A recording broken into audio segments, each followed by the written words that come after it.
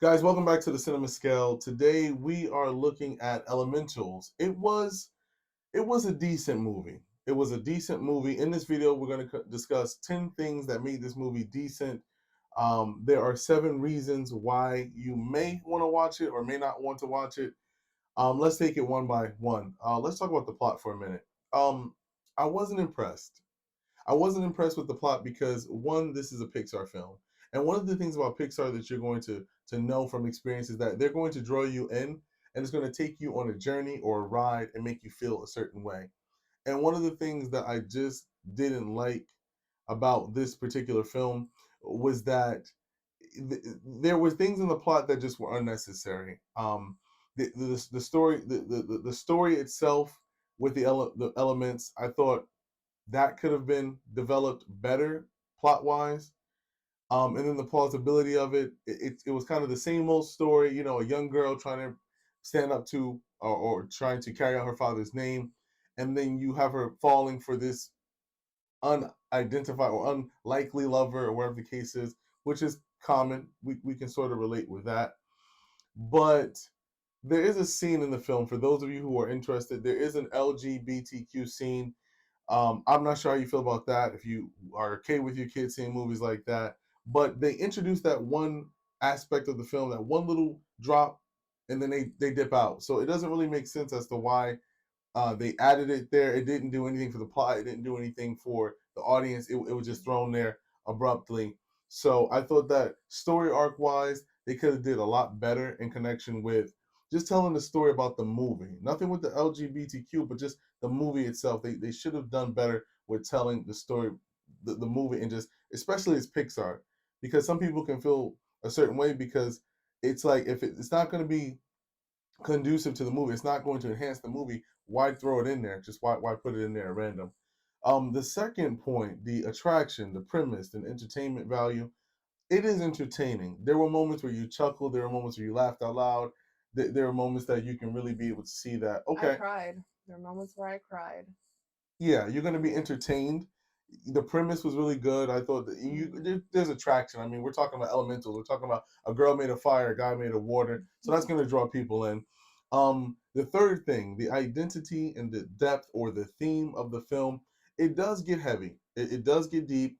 There are moments in the film where you can see yourself going into this realm where it's like, wow, I can see myself being in that family. I can relate to Hmm. the character. Especially if you come from a family where your father is a very heavy influence on your family structure and households, or those who don't have a father in their life. It's something that, it can get really deep really quick, really fast in the movie for some. So that brings us to number 4, the acting, the characters, and the performance. Leah Lewis, she plays the fire girl. She was okay. I think that she sounded a lot like Selena Gomez, but that has nothing to do with her performance. I thought she did a really good job. She really carried the film. She drove the characters. I thought that the water guy Wade, he was really good and connects with his role. He definitely carried the comedic aspect of the film, and Hmm. I thought that was really good. That was good. That was good. So the acting was good. It showed that it was a Pixar film through the acting. Yes, yeah, it was very, very cheesy, but fun, like a good cheesy and a good feeling, funny.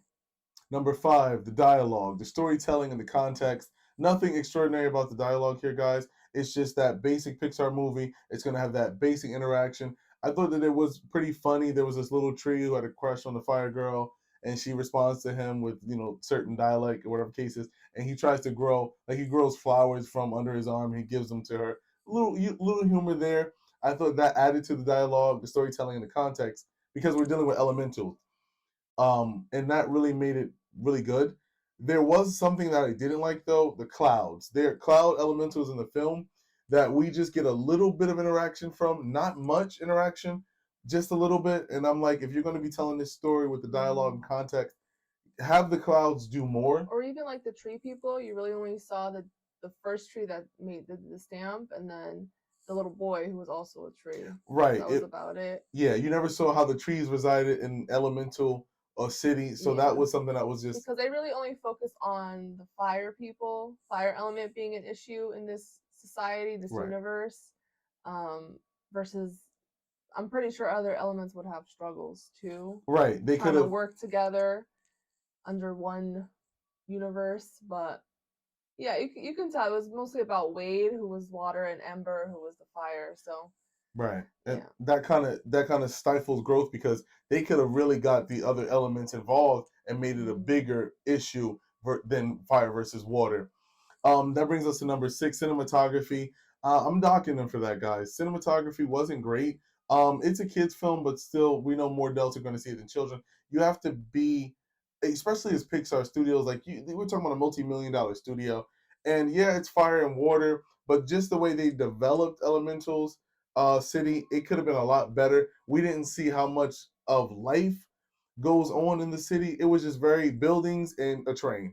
You didn't really get to see how Elemental City itself is developed until after the movie. If you stay for the end credits, you'll be able to see that, oh, okay, that's how they do it. Like they have, what was it, fire aid? Instead of first aid, it's fire aid. Hmm. And then they had different other puns and play on words. But for cinematography, for a Pixar film, you have to do better than that. Like I thought, just looking at that, you have to do better than that.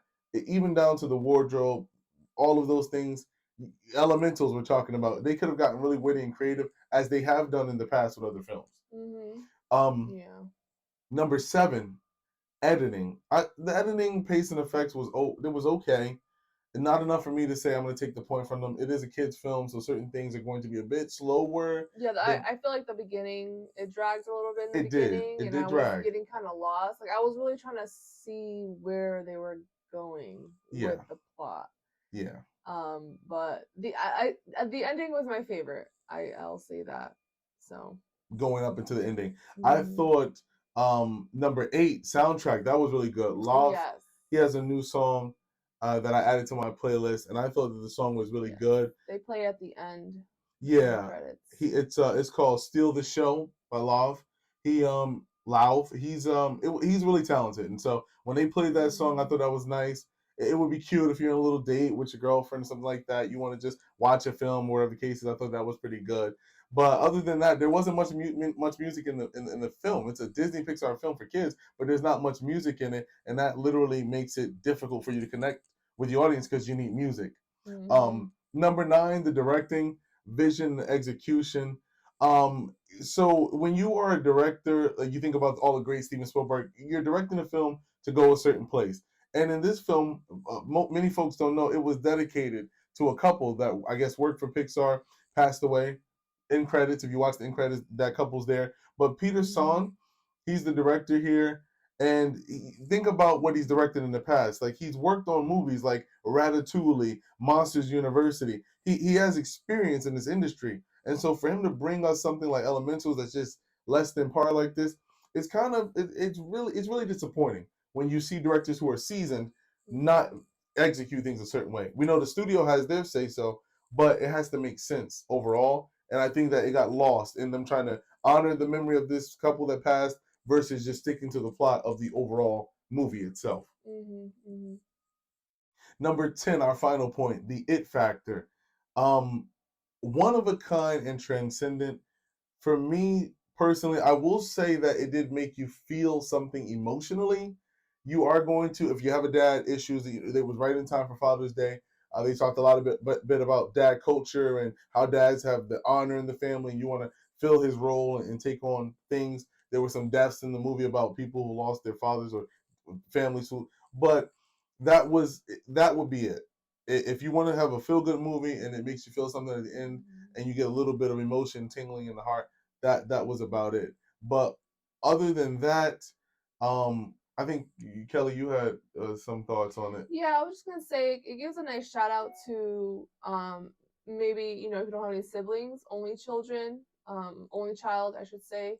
You don't have any siblings. You feel like you have this huge role, these huge shoes to fill in for your father or your mother or your family in general. And Ember really struggled with her own identity and what she wanted to do in life. So it was a nice shout out to kids who are just trying to figure out life while still loving and respecting and honoring their parents in the same time. So it was a feel good movie. She was able to find herself through the aid of Wade. So definitely a tearjerker. Yeah, so right now we're docking them for the plot, we're docking them for cinematography, and we're gonna dock them for the directing. Um, I personally, guys, don't think that this is a 7 out of 10 film. If I had to really get down to it, like if you want to be honest with entertainment value, I would dock it for that.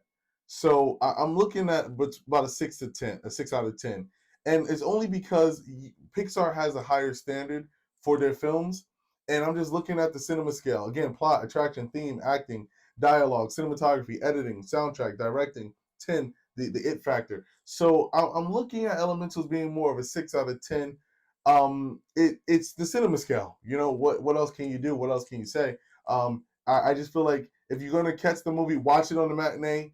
Don't go pay full price to see it. I had no choice, but catch a matinee. If you have little ones that you are thinking about going to see this film, be mindful that there is a shout out to LGBTQ culture, and so that's just something that you guys need to know coming into the theater, because it can catch you off guard if you're watching a film and then they throw this comment in, and then they go back to the regular plot. You're like, wait, what just happened here? So it's just something for people to be cognizant of. But that doesn't affect the movie here nor there. The overall plot between the fire and the water, that doesn't have anything to do with it. Other than that, guys, I'm going to give it a 6 out of 10. That's going to be my rating for Elementals. Hopefully, the next Pixar film will be a lot better. We love you guys. Thanks for tuning in to the Cinema Scale. Peace out.